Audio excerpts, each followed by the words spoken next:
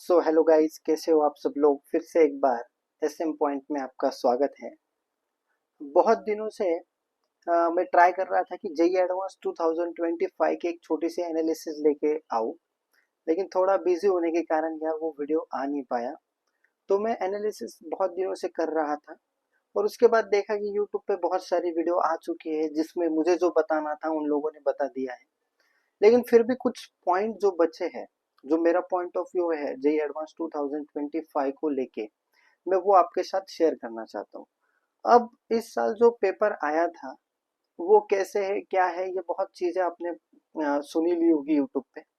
लेकिन मेरा point of view ये है कि इस एग्जाम से हमें क्या समझना है और इसको कैसे एनालिसिस करना है, और जो करंट स्टूडेंट्स है 12th में उनको अपनी प्रिपरेशन में क्या क्या चेंजेस करने चाहिए और किस तरह प्रिपरेशन करनी चाहिए, ताकि अगले साल उनको पेपर टफ ना जाए। क्योंकि इस साल जो बहुत सारे लोगों का फीडबैक आया है, उनको पेपर बहुत टफ गया है। अब टफ क्यों गया है वो मैं बता रहा हूँ। देखो, जैसे मैंने कुछ एनालिसिस की है यहाँ पे। तो जेई एडवांस का इस साल जो पेपर आया था 360 मार्क्स का था। पेपर वन 180 का और पेपर टू भी 180 का आया था। और इस बार जो पैटर्न उन लोगों ने रखा था, वेरी सिंपल पैटर्न, एकदम उन्होंने एकदम साधारण जो हर बार आता है, कुछ भी नया किया नहीं इस बार। पैटर्न के मामले में उन्होंने single correct, more than one correct और न्यूमेरिकल वैल्यू जो हर साल आते हैं। और न्यूमेरिकल वैल्यू में +4 और 0 की मार्किंग थी, निगेटिव मार्किंग नहीं थी वहां पे। लेकिन वहां पे जो आंसर थे वो 2 डेसिमल थे। और जो पेपर टफ बना है उसमें बहुत सारा कंट्रीब्यूशन न्यूमेरिकल वैल्यू क्वेश्चन का है। क्योंकि न्यूमेरिकल वैल्यू जो क्वेश्चन होते हैं वो 2 डेसिमल तक होते हैं। मतलब आंसर कुछ भी आ सकता है, पॉइंट में भी आ सकता है।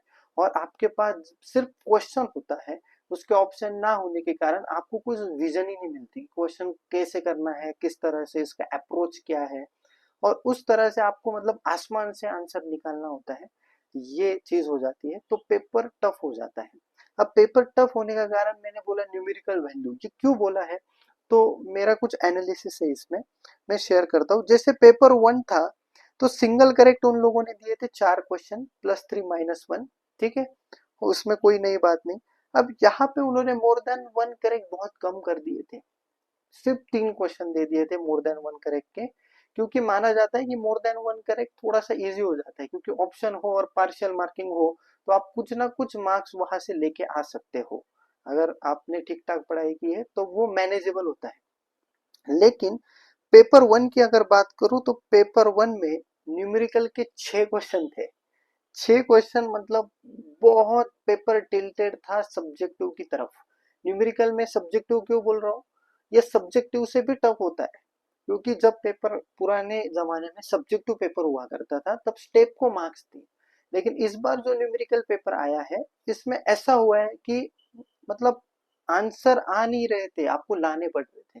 हर बार अगर मैं अपने बच्चों को भी जो बताता हूँ स्टूडेंट्स को, कि मेरे को पर्सनली जो इजी लगता है सबसे वो लगता है न्यूमेरिकल वैल्यू। अभी तक का मैं अगर जेई एडवांस देखूं तो न्यूमेरिकल के क्वेश्चन जनरली इंटीजर टाइप जो आते हैं वो जनरली इजी होते हैं। मतलब आप इजी, मतलब अगर आपने ठीक ठाक पढ़ाई की है तो वो आंसर आप सॉल्व करोगे तो ऑटोमेटिकली आंसर आ जाता है। इस बार जो न्यूमेरिकल थे मैंने खुद भी सॉल्व किए, टाइम लगा के पेपर सॉल्व किया, तब मुझे पता चला कि भाई वो न्यूमेरिकल के जो क्वेश्चन थे वो आ नहीं रहे थे, आपको लाना पड़ रहा था उसमें। जैसे मैं आपको एक बताता हूँ, जैसे फिजिक्स में एक क्वेश्चन आया था, देखो प्रोजेक्टाइल मोशन का, उसको 60 डिग्री पे फेंका है और फोर्स की वैल्यू कुछ -टाइम्स CV दी है। अब ये जो क्वेश्चन है, इतना ब्यूटीफुल क्वेश्चन था वो, कि उसमें आपको पता करना कि ये प्रोजेक्टाइल मोशन ना, मतलब सर्कुलर मोशन नहीं हो रहा है वो, उसमें AC जो सेंट्रीपिटल फोर्स 0 आता है, वहां पे जो काम करने वाला था बस टेंजेंशियल एक्सेलरेशन काम कर रहा है, और वो जो पार्टिकल है इसे सीधे जा रहा है। अब ये बात समझनी और उसके बाद कैलकुलस लगाना, इट्स नॉट इजी। वो क्वेश्चन मैं बोलूंगा अगेन बहुत अच्छा क्वेश्चन था वो। उसके बाद बहुत सारे न्यूमेरिकल टाइप के क्वेश्चन ऐसे आए थे। अब जैसे ये फिजिक्स का मैंने जो क्वेश्चन बताया प्रोजेक्टाइल मोशन में, उसमें भी उन लोगों ने ये नहीं दिया था कि वहां पे ग्रेविटी का जी लेना है कि नहीं लेना है। अगर ग्रेविटी का जी वहां पे अगर लेना होता तो पूरी कहानी चेंज हो जाती और उस क्वेश्चन को करने का तरीका वगैरह आपको सब मतलब बदल जाएगा। अब हम लोग पढ़ा रहे टीचर है तो हम लोग जानते हैं कि आंसर को कैसे लाते हैं, लेकिन एक स्टूडेंट से आप ये उम्मीद नहीं कर सकते कि वो पहले अज्यूम करेगा कि यहाँ ग्रेविटी नहीं है, ग्रेविटी है, फिर वो सॉल्व करेगा। और वो उस एग्जाम के टेम्परामेंट में जेई एडवांस देना मतलब इजी चीज नहीं होती। और पेपर वन की अगर बात करूं तो पेपर वन में स्टेप बाय स्टेप करते हैं। जैसे केमिस्ट्री है तो मैं हमेशा कहता हूँ कि अगर आपको कोई सिलेक्शन देगा तो वो केमिस्ट्री से ही आपका सिलेक्शन होगा, क्योंकि केमिस्ट्री जो होता है पेपर कैसे भी हो मैनेजेबल होता है। हर साल मैंने देखा है कि केमिस्ट्री आप मैनेज कर सकते हो।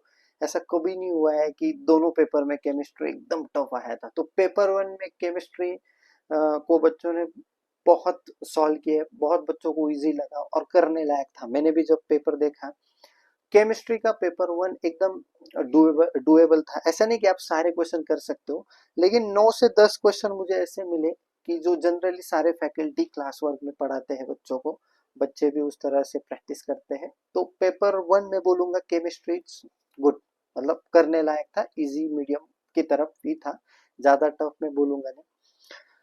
फिजिक्स की बात करूं तो फिजिक्स भाई इस साल क्या हो गया है फिजिक्स को। इस साल हर एग्जाम में फिजिक्स मतलब मचा रहा है एकदम। आप देखो नीट का पेपर देखो इस साल का, आप जेई मेंस देखो, आप जेई एडवांस देखो, तीनों में फिजिक्स मतलब एकदम धुआंधार पेपर जो बोलते हैं उसको, फिजिक्स का पेपर बहुत अच्छा आया था। टफेस्ट क्वेश्चंस थे, लॉजिकल थे, बहुत कॉन्सेप्ट वाले क्वेश्चन थे, मिक्स कॉन्सेप्ट थे। आपको मतलब नए क्वेश्चन बहुत थे, मतलब ऐसे क्वेश्चन आपने जनरली देखे नहीं होंगे। जैसे वो प्रोजेक्टाइल का क्वेश्चन मैंने बोला, वो जनरली आपने नहीं देखा होगा। और पेपर डेंजर था फिजिक्स का पेपर, मैनेज करना पेपर वन में थोड़ा सा टफ था। लेकिन ठीक है यार, पेपर बताऊंगा मैं, कट ऑफ वगैरह की भी बात करूंगा। तो फिजिक्स में मेरे ख्याल से 6-7 क्वेश्चन पेपर वन में ऐसे थे कि वो जनरली सारे टीचर्स बताते हैं क्लास वर्क में, और बच्चे भी प्रैक्टिस में वो करते हैं, और हमने भी कर रखे थे, इसलिए मैं बोल रहा हूँ कि 6 to 7 क्वेश्चन आप मैनेजेबल थे। तो मैं केमिस्ट्री इजी बोलूंगा पेपर वन का, फिजिक्स वेरी डेंजर टफेस्ट बोलूंगा। और मैथ्स की बात करें तो मैथ्स में हमेशा प्रॉब्लम होती है कि भाई पेपर बहुत लेंदी आता है। और जनरली मैंने देखा है कि जेई एडवांस में इतनी टाइम की समस्या होती नहीं है, बहुत टाइम होता है। हर साल 18 क्वेश्चन आते हैं, 18 क्वेश्चन 19 क्वेश्चन आते हैं, और बच्चे आराम से उसको अटेम्प्ट करते हैं, क्योंकि सारा पेपर अटेम्प्ट करना नहीं होता है। बताऊंगा आपको पेपर अटेम्प्ट कैसे करना होता है किसी वीडियो में। तो 18 क्वेश्चंस हर साल होते हैं, और कभी मैंने ऐसे सुना नहीं है कि किसी को अगर टाइम मतलब मिला नहीं क्वेश्चन करने को, ऐसा कभी होता नहीं है एडवांस में। लेकिन इस साल 2 क्वेश्चन कम थे, 16 क्वेश्चन थे, फिर भी बहुत बच्चों का पेपर छूटा है इस साल, क्योंकि मैथ्स जो पेपर था बहुत लेंदी पेपर था। मतलब एक एक क्वेश्चन के आंसर निकालने के लिए आपको इतना सॉल्व करना पड़ता था, इतना सॉल्व करना पड़ता था कि पूछो मत। लेकिन पेपर करने लायक था, मैथ्स का पेपर करने लायक था, लेकिन लेंदी था। अभी ये जो कॉम्बिनेशन होता है ना बहुत डेंजर होता है, क्योंकि हमें लगता है कि हम कर सकते हैं कर सकते हैं कर सकते हैं, और हम उलझते जाते हैं उलझते जाते हैं उलझते जाते हैं, और टाइम हमारा बर्बाद हो जाता है। तो पेपर लेंदी था, और हर साल की बात है मैथ्स लेंदी होता है। इस साल थोड़ा ज्यादा लेंदी था, लेकिन करने लायक था, तो मैं मीडियम बोलूंगा। तो इसमें मेरा पेपर वन का एनालिसिस ये था कि केमिस्ट्री इज वेरी गुड, करने लायक था, मैथ्स ठीक ठाक था, टाइम का प्रॉब्लम था, और फिजिक्स थोड़ा टफ था। अब पेपर टू की बात करते हैं। तो पेपर टू का जो पैटर्न था, उन्होंने सिंगल करेक्ट के पेपर वन जैसे ही 4 क्वेश्चन रखे थे, +3 -1। मोर देन वन करेक्ट का एक बड़ा दिया था, +4, जो कि पार्शियल मार्किंग थी। अब पार्शियल मार्किंग का पैटर्न बहुत सालों से चल रहा है, तो आई थिंक 2016 से 2025 तक जेई एडवांस में पार्शियल मार्किंग चल रहा है। तो मे भी आपको अगले साल देखने को मिले कि पार्शियल मार्किंग हट जाए। तो जो ये साल जो लोग प्रिपरेशन कर रहे हैं, तो वो प्रैक्टिस के टाइम पूरा क्वेश्चन करेक्ट करने की मतलब कोशिश करे, पार्शियल मार्किंग पे डिपेंड ना रहे। हो सकता है कि अगले साल मोर देन वन करेक्ट आए ही ना, क्योंकि जिस तरह मैं देख रहा हूँ कि जो लोग न्यूमेरिकल वैल्यू पे उनका ज्यादा प्रेफरेंस है, थोड़ा सब्जेक्टिव नेचर की तरफ जेई जा रहा है। अब देखो न्यूमेरिकल के 8 क्वेश्चन थे पेपर 2 में, न्यूमेरिकल के 8 क्वेश्चन, पेपर 1 में 6 क्वेश्चन। अगर मैं टोटल देखूं तो टोटल आपके 16 और 16, मतलब लगभग लगभग एक सब्जेक्ट के 32 क्वेश्चन होते हैं, मतलब पेपर 1 और पेपर 2 मिला के। तो 32 क्वेश्चन में से 14 क्वेश्चन, मतलब लगभग लगभग 50% पेपर आपका न्यूमेरिकल पे आया था। तो ये क्लियरली मैसेज दे रहा है आईआईटी कि भाई वो लोग अभी जा रहे हैं सब्जेक्टिव की ट्रेंड में। वो जा रहे हैं कि अभी हम लोग आपको कंसेशन नहीं देना चाहते, हम लोग वापस वो जमाने में जाना चाहते हैं जहां जेई एडवांस का पेपर सच में जेई एडवांस का लगता है।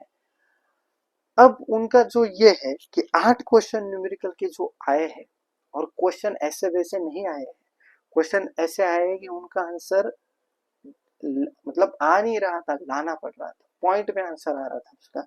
तो पेपर 2 में जो हालत हुई है बच्चों की, सो पूछो मत। पेपर 1 बच्चों का अच्छा गया, पढ़ने वाले लोगों का, लेकिन पेपर 2 में सबकी वाट लग गई, सबकी वाट लग गई। और पेपर 2 मैंने देखा, और मैं एकदम 100% श्योरली ये बात कह सकता हूँ कि पिछले 5-10 साल में से ये one of the best paper हम इसको बोल सकते हैं। बहुत अच्छा पेपर आया था, जैसे 16 में आया था, 22 में आया था, वैसे ही 25 का भी पेपर हम बोलेंगे कि बहुत अच्छा पेपर आया था। और सब्जेक्ट वाइज अगर बात करें तो पेपर 1 में केमिस्ट्री था बहुत इजी, लेकिन पेपर 2 का जो केमिस्ट्री केमिस्ट्री था वो एकदम खतरनाक था, मतलब हवा ही नहीं लग रही थी, ऐसा केमिस्ट्री का पेपर आया था। इंटीजर में बहुत डेसिमल में आंसर आ रहे थे। तो केमिस्ट्री पेपर 1 का इजी था, लेकिन पेपर 2 का बहुत टफ था, बहुत ज्यादा टफ था। Physics very very tough, paper 1 से भी शानदार पेपर 2 में आया। और पेपर 2 में मतलब खतरनाक पेपर आया। और मैथ्स का अगर बोलूं तो मैथ्स भी खतरनाक, मतलब पेपर 2 में एक से बढ़कर एक क्वेश्चन आया, एक से बढ़कर है। आप बोल ही नहीं सकते कि भाई कौन इजी है कौन टफ है। पेपर 2 में सभी मैं बोलूंगा कि शानदार आया, एकदम खतरनाक पेपर 2 बना।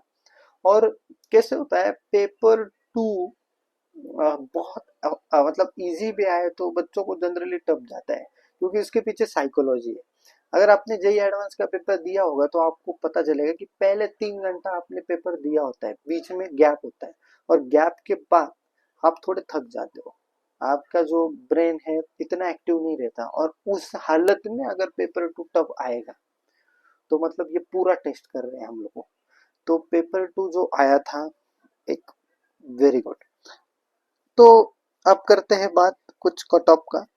मेरा पॉइंट ऑफ व्यू में अगर बताऊं तो जनरली कट ऑफ हर साल आता है 105, 110, 100 के करीब करीब कट ऑफ आता है। लेकिन मेरा इस मानना ये है कि इस साल जो कट ऑफ आएगा 80 टू 90 मार्क्स पे जनरल कैटेगरी का कट ऑफ होगा, 90 के आसपास, 80 से लेके 90 तक। क्योंकि अगर कोई सब्जेक्ट आपको सिलेक्ट कर सकता है तो वो है केमिस्ट्री। केमिस्ट्री की वजह से ही आपका सिलेक्शन होता है, आपकी रैंक बढ़ती है। लेकिन इस साल जो पेपर 1 में तो केमिस्ट्री ठीक था, मतलब जैसे केमिस्ट्री को आना चाहिए वैसे पेपर 1 में आया था। लेकिन पेपर 2 का जो केमिस्ट्री था वो एकदम मतलब कान से धुआं लाने वाला पेपर था।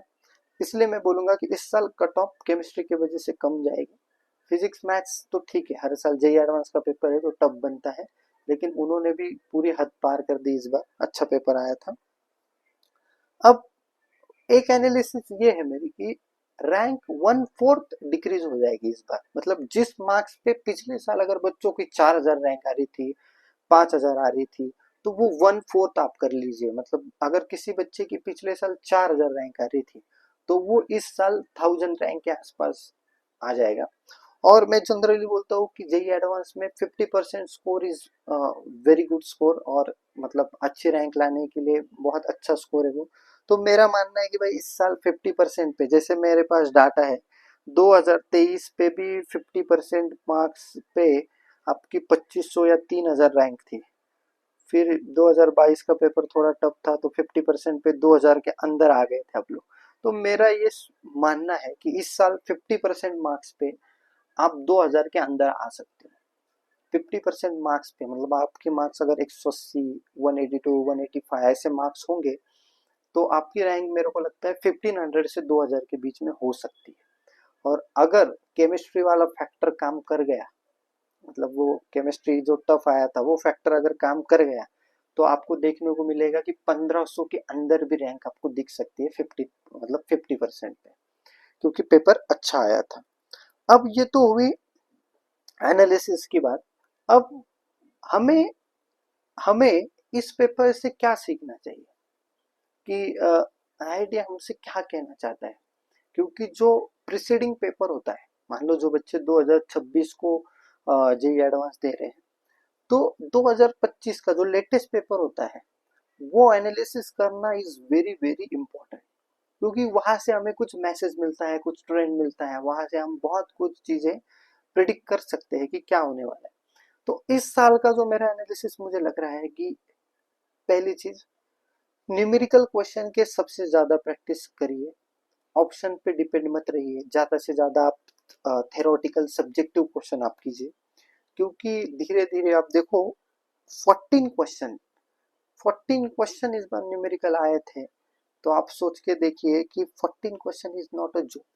तो आप धीरे धीरे सब्जेक्टिव की तरफ बढ़ते जाइए कि हो सकता है आने वाले दिनों में आपको पैसेज के भी जो क्वेश्चन आएंगे, जो पैसेज के 2 क्वेश्चन आते हैं उसमें भी ऑप्शन ना देखने को मिले आपको, वो भी पैसेज के क्वेश्चन आपको डायरेक्ट आंसर लिखना होगा, क्योंकि जिस तरह जेई का ट्रेंड दिख रहा है मुझे मुझे लगता है कि भाई धीरे धीरे न्यूमेरिकल क्वेश्चन पे उनका ज्यादा रुझान होगा। तो ज्यादा से ज्यादा वो क्वेश्चन प्रैक्टिस कीजिए। सबसे इम्पोर्टेंट, अच्छे क्वेश्चन अटेम्प्ट करना इज वेरी इंपॉर्टेंट। आप टफेस्ट क्वेश्चन अटेम्प्ट कीजिए, कॉन्सेप्ट क्लियरिटी बहुत क्लियर होनी चाहिए, फॉर्मूले से ज्यादा कॉन्सेप्ट पे ज्यादा आप ध्यान दीजिए। पहले ऐसा होता था कि न्यूमेरिकल टाइप के जनरली क्वेश्चन फॉर्मूले से और थोड़े कॉन्सेप्ट से हो जाते थे, लेकिन अभी जो क्वेश्चन है वो क्वेश्चन आपको प्योरली कॉन्सेप्ट, आपकी अंडरस्टैंडिंग के ऊपर डिपेंड है।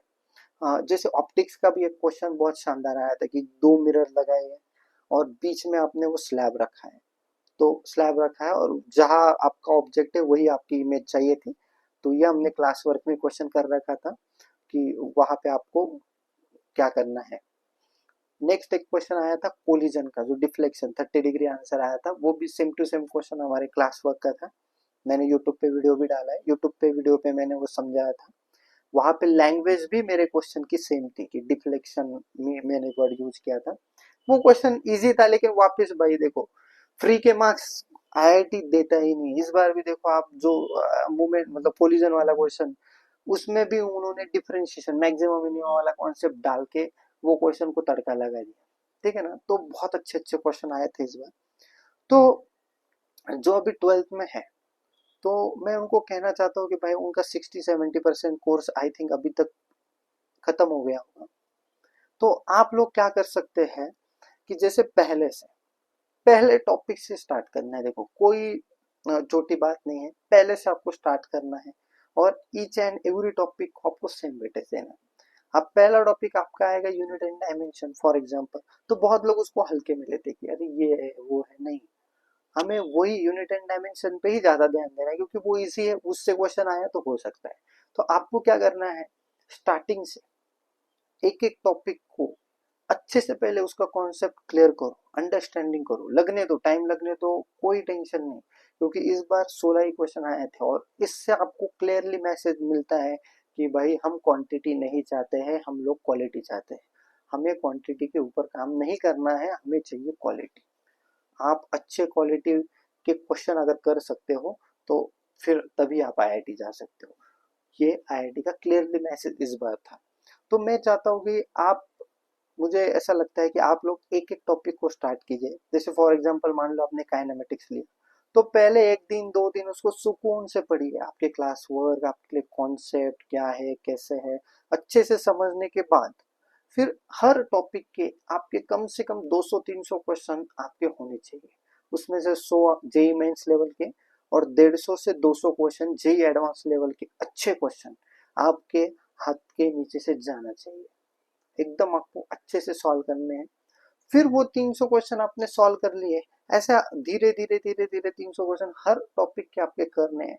अब वो 300 क्वेश्चन अगर आपने अच्छे से कर लिए तो आपको एक बाउंड्री मिल जाएगी कि ये रहा टॉपिक काइनेमेटिक्स और इसमें क्वेश्चन की बाउंड्री है। और उसके बाद उतने क्वेश्चन करने के बाद मेरा ये मानना है कि आपको की अंडरस्टैंडिंग बढ़ जाएगी और नए क्वेश्चन को डील करना आपको आ जाएगा कि नए क्वेश्चन को कैसे डील करना होता है वो आपसे मतलब आराम से आप कर लोगे। और फिर वो 300 क्वेश्चन में से आपको क्या करना है, फिर आपको अंडरस्टैंडिंग आ गई कि क्या गलत हुआ क्या नहीं, फिर उसका एनालिसिस करो, आपके टीचर्स को डाउट पूछो और उसके बाद आपको क्या करना है, शॉर्ट नोट्स बनाने हैं कि उस टॉपिक के एक पेज पे अच्छे से शॉर्ट नोट्स बनाने। जैसे ये आपका एक पेज है तो यहाँ पे पूरा पेज भर के आपको क्या करना है, शॉर्ट नोट्स बनाना है। तो ऐसे 30-35 अगर चैप्टर हुए तो आपके 30-35 पेजेस के नोट्स बन जाने चाहिए। और धीरे धीरे धीरे धीरे करते करते करते करते आपको सिलेबस कवर करना है। अभी जो 300 क्वेश्चन मैंने बोला है, अब आप पहले रिवीजन के बाद सेकेंड रिवीजन पे आओगे तो वापस वही 300-400 क्वेश्चन आपको दोबारा करने हैं, नए क्वेश्चन नहीं करने हैं। Note my word. आप बोलोगे तो नए क्वेश्चन हमें अटेम्प्ट करने नहीं, आपको उन्हीं में परफेक्शन लाना है। वो हर चैप्टर के आपके एटलीस्ट 300 क्वेश्चंस हो जाने चाहिए। उसमें से 100 से 150 क्वेश्चंस आप जेईई मेंस लेवल के कर सकते हैं और बाकी क्वेश्चन आपको जेईई एडवांस के लेवल के क्वेश्चन करने हैं। और उसमें से भी आपको ध्यान रखना है कि आपको ज्यादा प्रेफरेंस देना है सब्जेक्टिव को, जिसका आंसर न्यूमेरिकल वैल्यू आएगा वो वाला। और उसके बाद मोर देन वन करेक्ट में बिना पार्शियल मार्किंग के आपको क्वेश्चन सही करने का प्रयास करना है। अब क्या करना है, अब स्ट्रेटेजी आप ऐसे कर सकते हो कि देखो क्लास वर्क के कुछ क्वेश्चंस हो गए, आप जहां पढ़ रहे हो वहां पे क्लास वर्क में कुछ वो क्वेश्चंस प्लस आपके कोचिंग का मॉड्यूल ले लो और एक रेफरेंस बुक उठा लो आप, और इसमें से आपको क्वेश्चंस करने हैं और वही क्वेश्चंस आपको बार बार बार बार बार बार करते रहना है।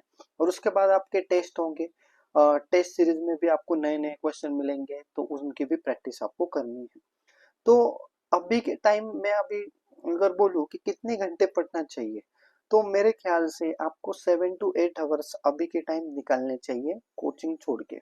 एटलीस्ट 6 आवर्स आपको निकालने चाहिए। अगर हम बोले 7 और 8 घंटे, 7 से लेके 8 घंटे तक अगर हमारी पढ़ाई हो रही है तो वो एक अच्छी पढ़ाई मानी जाएगी। उसमें हम क्या कर सकते हैं, देखो फिजिक्स केमिस्ट्री मैथ्स, अब फिजिक्स केमिस्ट्री मैथ्स तीनों को भी अपने को दो दो दो दो दो घंटे अपने को पढ़ने हैं। फिजिक्स के लिए 2 घंटे, केमिस्ट्री के लिए 2 घंटे, मैथ्स के लिए 2 घंटे। अब इन 2 घंटों में हमें क्या करना है, तो लेट सपोज अगर फिजिक्स है उसमें अपने पास 2 घंटे हैं, तो अपने को 1 घंटा पढ़ना है प्रीवियस टॉपिक और 1 घंटा पढ़ना है जो करंट टॉपिक आपका चल रहा है। आपका टॉपिक का इलेक्ट्रोस्टैटिक्स मैग्नेटिज्म जो भी चल रहा होगा, तो 1 घंटा आपको पुराना पढ़ना है और 1 घंटा अभी का पढ़ना है। अभी अभी का कैसे करोगे, अगर क्लास में आप ध्यान से फोकस देके चीजों को समझते हैं तो 1.5-2 घंटे का रिवीजन करने के लिए आपको हार्डली 15 से 20 मिनट लगेगा। घर आके बस देखने होते पेजेस और जो है न्यूमेरिकल जल्दी से एक बार देख लो, सॉल्व कर लो। उसके बाद आपके पास बचते हैं लगभग लगभग आपके पास बचता है 45 मिनट से लेके 40 मिनट, है ना। मैं बोलता हूँ कि आधा ही घंटा बचता है।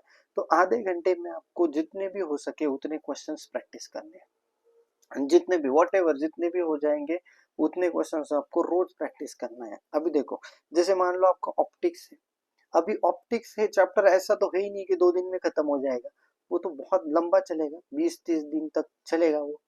अब 20 दिन 30 दिन तक अगर रोज आपने आधे घंटे में 3 सवाल भी कर लिए तो आपके 90 से 100 क्वेश्चन वो हो जाएंगे। क्लास वर्क में सर ने 50 से 100 क्वेश्चन की प्रैक्टिस करवाई होगी, वो 200 हो गए। और रेफरेंस बुक और वो उनके 300 क्वेश्चन मैंने खुद के बोले। तो ऐसे अगर आपने 400-500 क्वेश्चन की अगर प्रैक्टिस कर ली तो मुझे नहीं लगता जेईई एडवांस में आपको कोई दिक्कत हो जाएगी। ठीक है। अब वो तो हुआ करंट टॉपिक का 1 घंटा।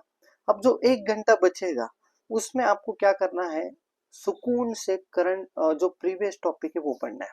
जैसे मान लो अगर आपने शुरुआत से स्टार्ट किया, अगर आपने स्टार्ट किया काइनेमेटिक्स से, तो आपको क्या करना है, एक दो दिन सुकून से एकदम मस्त पैकी उसकी थ्योरी पढ़नी है, अच्छे से कॉन्सेप्ट क्लियर करने हैं, और फिर जब तक आपके 300-400 क्वेश्चन नहीं होते तब तक वो करते ही रहना है ना। करते रहना मतलब ऐसे नहीं होना चाहिए कि काइनेमेटिक्स से फिर भी 1.5-2 महीने लगा दिए, नहीं। एक लिमिट के अंदर दिन में ही वो खत्म हो जाना चाहिए, है ना। रोज आपको प्रैक्टिस करते करते करते करते वो टॉपिक क्लियर करना है, और उसके बाद शॉर्ट नोट्स बना के वो टॉपिक आपका क्लियर हो जाएगा। ठीक है ना, समझ पा रहे हो ना।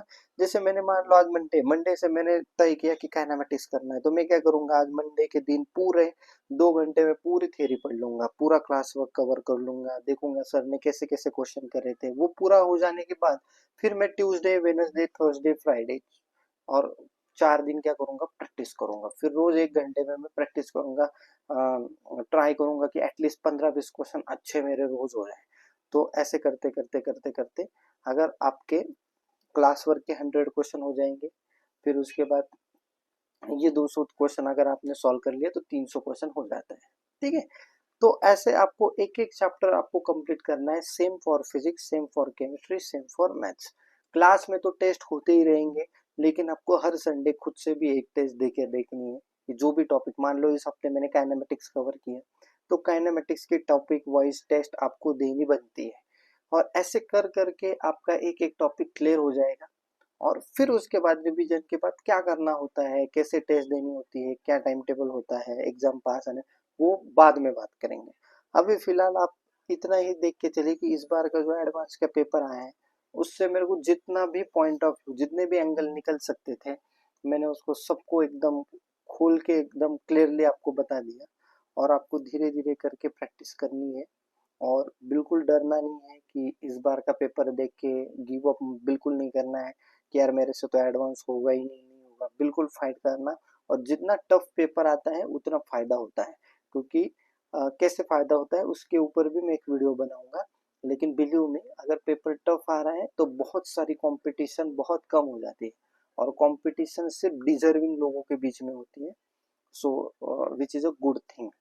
तो आपको अगर, तो ठीक है, और कोई पॉइंट नहीं, और तो कोई पॉइंट छूटे नहीं है।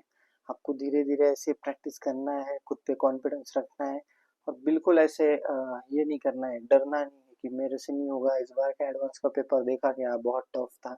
नहीं, एडवांस में भी अपने को 100% नहीं लानी है। 50% भी मार्क्स कर दिए तो बहुत अच्छी रैंक आने वाली है, और बहुत अच्छी जगह आप जाने वाले हो। तो उसी पे हमें स्ट्रैटेजी बना के चलना है। अब पेपर अटेम्प्ट भी कैसे करते हैं उसके ऊपर भी मैं एक वीडियो लाऊंगा, लेकिन फिलहाल मैं चाहता था कि जेईई एडवांस पे जो मेरा पॉइंट ऑफ व्यू है वो मैं बताऊं। और आई होप इससे आपको कुछ फ़ायदा मिलेगा, और आप लोग मेहनत करो, ऐसे ही करो। मेहनत करते रहो, स्ट्रेटजी बनाओ, टाइम टेबल स्मार्ट स्टडी करो। और कोई भी प्रॉब्लम होगा तो बिना टेंशन के मुझे इंस्टाग्राम पे मैसेज करो, आई विल रिप्लाई। बहुत लोगों के मैसेज आते हैं, बहुत लोग डाउट पूछते हैं, मैं कोशिश करता हूँ कि उनको जल्दी से जल्दी डाउट का आंसर दे पाऊँ। ठीक है, तो यस यार, ये था मेरे साइड से जेईई एडवांस 2025। मिलते हैं नेक्स्ट लेक्चर में, मिलते हैं नेक्स्ट लेक्चर में कुछ और हाँ, और एक वीडियो, और एक पॉइंट बचा है। वो है कि अभी अपने यूट्यूब चैनल पे एक मैंने ब्रह्मास्त्र सीरीज करके स्टार्ट किया है। तो ब्रह्मास्त्र सीरीज में क्या होगा, मैं रोज 1 से 2 क्वेश्चन एकदम जेईई एडवांस लेवल के लेके आऊंगा। वो जरूर देखना, ज्यादा लंबी वीडियो में बनाऊंगा नहीं, मुझे पता है आपका टाइम कितना इंपॉर्टेंट है। जल्दी से मैं 2 क्वेश्चन रोज लेके आऊंगा, उनका सॉल्यूशन बताऊंगा। और आपको वो बिल्कुल वीडियो देखना है, आपको बहुत फायदा हो जाएगा उससे। ठीक है, तो मिलते हैं नेक्स्ट वीडियो में, तब तक जय हिंद।